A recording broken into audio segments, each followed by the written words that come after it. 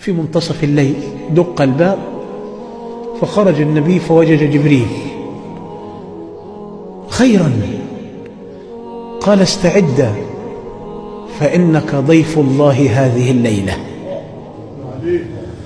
فارتدى النبي أعظم ثيابه وخرج إلى باحة المسجد الحرام، فوجد ميكائيل ومعه البراق، دابة أعلى من الحمار وأقل من البغل، وهي وسيلة تنقل الأنبياء جميعا باستثناء داود وسليمان، لأن الله سخر لهم الريح. فلما أقبل النبي ناحية ميكائيل ورآه البراق انخفض كرامة وحياء للنبي محمد. ركب جبريل وركب النبي وركب خلفه ميكائيل، وانطلقوا من المسجد الحرام بداية الإسراء قاصدين المسجد الأقصى في بيت المقدس في القدس الشريف. والقدس قديما كانت تسمى إلياء ومعناها بيت الرب. وصل النبي صلى الله عليه وسلم، فوجئ بالأنوار في المسجد الأقصى والزينات والأضواء والملائكة وكل أنبياء الله. ربط البراق في حائط البراق، وليس حائط المبكى كما يزعمون الآن، هو حائط البراق. نعم، أرضنا وتاريخنا وتراثنا وأصولنا. عرفه جبريل لأنه كبير الرحلة: هذا أبوك آدم، وهذا أبوك إبراهيم، وهذا أخوك إسماعيل، وهذا هود. سلم النبي على الجميع واصطفوا ليصلوا الصلاة الإبراهيمية، لأن الصلاة الخاصة بنا دي فرضت في الملأ الأعلى في المعراج، نحن ما زلنا في الرحلة الأرضية. صلوا ما يسمى بالصلاة الإبراهيمية، وكانت ركعتان في الصباح وركعتان في المساء، موروثة عن نبي الله الخليل إبراهيم عليه السلام.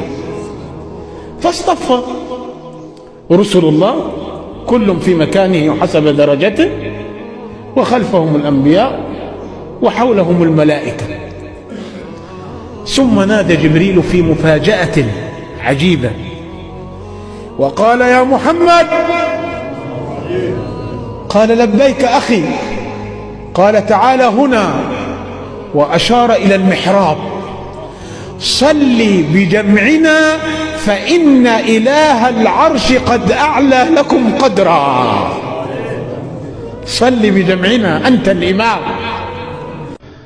فصلى الكل خلف رسول الله، فهو إمام الرسل وختام المرسلين. ثم عاد كبار الأنبياء كل في مكانه العلوي على حسب السماوات السبع، وأخذ جبريل رسول الله وانطلقا. دقت أبواب السماء الأولى، فتساءل الخزنة: من الطارق؟ قال: جبريل. أو معك أحد؟ قال: معي محمد خاتم الأنبياء.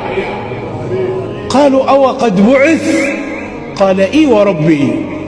ففتحت لرسول الله أبواب السماوات، في كل سماء قابل نبيا من السابقين، سلم على أبيه آدم، والتقى بموسى، التقى بعيسى ويحيى ابني الخالة، والتقى بيوسف الصديق، والتقى بموسى وهارون، إلى أن رأى الخليل وقد جلس متكئا إلى حائط البيت المعمور.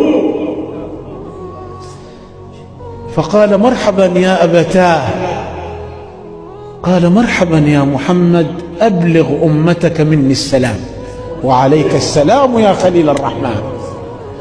وأعلمهم أن الجنة تربها طيبة، وأن غراسها سبحان الله والحمد لله. نعم. ثم صعد جبريل ومعه النبي فوق السماوات العلى، وعند مكان معين توقف جبريل وأشار للنبي: تقدم أنت يا محمد. فوقف النبي مستفهما: وأنت؟ قال: لا، هنا الحال يفترق. قال: أفي مثل هذا المكان يترك الخليل خليله؟ أنت أدرى بدروب السماء من دروب الأرض، وأنت كبير الرحلة، وأنت الذي تصحبني وتعرفني وتدفعني في السير وأنا أتبعك. الآن أنت وقفت، كيف أتصرف أنا؟ قال: يا محمد، هذا خط أحمر، من يجاوزه يهلك، وما منا إلا له مقام معلوم. أنا لو تقدمت خطوة لاحترقت، أما أنت فتقدم، فكلما تقدمت اخترقت.